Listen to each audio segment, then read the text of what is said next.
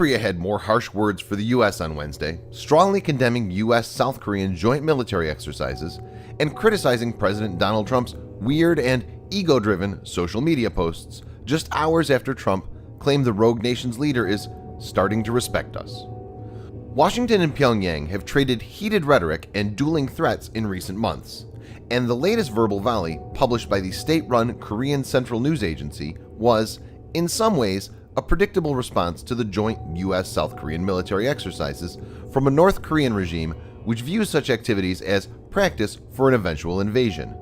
There have been innumerable debates on television, print media, and social media about the weapons possessed by North Korea, and some of them have grossly overestimated their effectiveness. Keeping that in view in this video, Defense Updates looks at the top 5 weapons of North Korea and how they're actually obsolete. So, let's get started.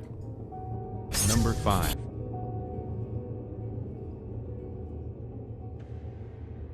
North Korea's bomber fleet consists of the IL-28 and its Chinese copy, the Harbin H-5. It has about 82 of these. These have been developed in the late 1940s. North Korea originally received 24 Aleutian IL-28 Beagles in 1960, and after that, delivery of the Chinese H-5 copy continued. These are capable of carrying up to 3,000 kilograms of bombs, including conventional, biological, chemical, or nuclear, and has a range of about 2,400 kilometers. So these are capable of hitting targets in most of Japan and all of South Korea, but these have many grave disadvantages. A low maximum speed of 900 kilometers per hour and a fairly low ceiling of about 1,300 meters renders the aircraft very vulnerable even to older types of SAMs and jet fighters. These will be easy targets for modern American jet fighters. Number 4. North Korea has a mix of old Soviet-era surface-to-air missiles, SAMs, which include the S-75, S-125, S-200, and the Kvadrat. All these systems are outdated and represent technology that is 2 to 3 generations older. Also, these may not be in good working condition. Even when working, are likely to only be nuisance instead of being a solid challenge to American Air Force. In addition to them, since the early 2010s, North Korea has developed an indigenous SAM system, which is called the KN-06 by South Korea and the US. The KN-06 is a long-range SAM that bears some resemblance to the Russian S-300 and Chinese F-2000 and has a maximum range of 150 kilometers. The system is equipped with a flap-lid type phased array radar, which is expected to be ineffective against stealthy aircrafts, like the F-22 Raptor, F-35 Lightning II, or B-2 Spirit, and will be taken out in the initial offensive. Number 3.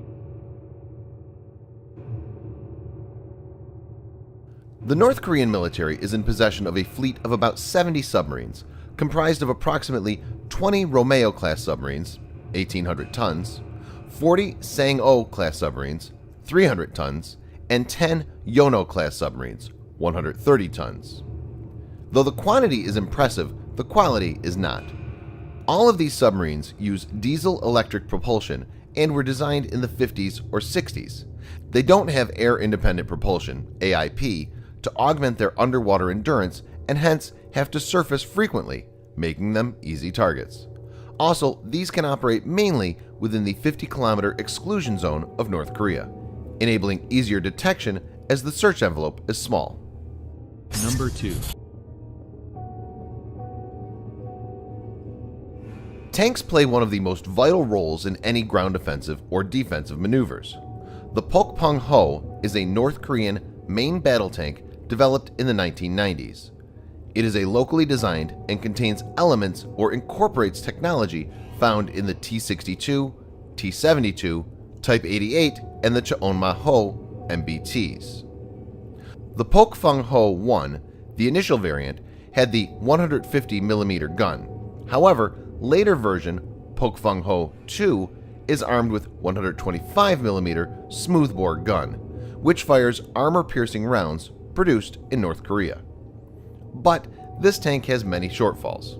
Here are some. 1. The tank does not have the capability to fire anti-tank guided missiles from its main gun. 2. The night sighting system is most likely the same as present in obsolete T-62. 3.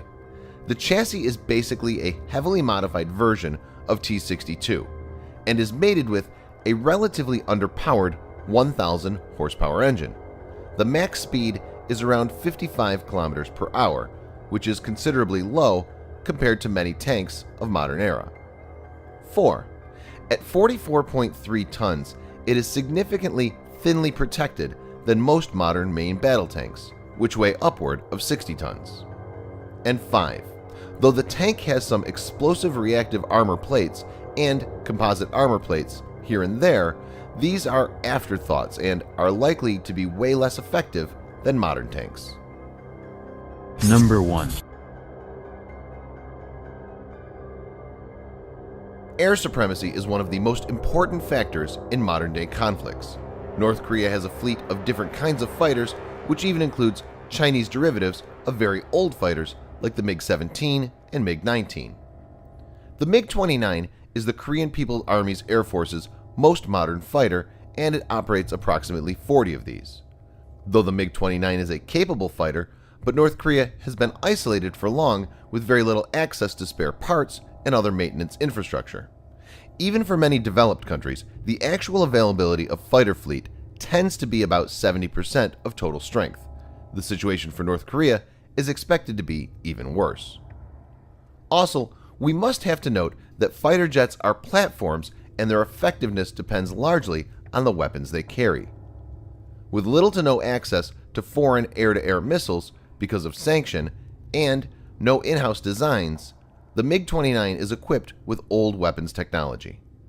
The resource crisis has also meant that the average flying hour, AFH, for North Korean pilots is very low. AFH per pilot for the KPAF are said to be only 15 to 25 hours each year. In comparison, most NATO fighter pilots fly at least 150 hours a year.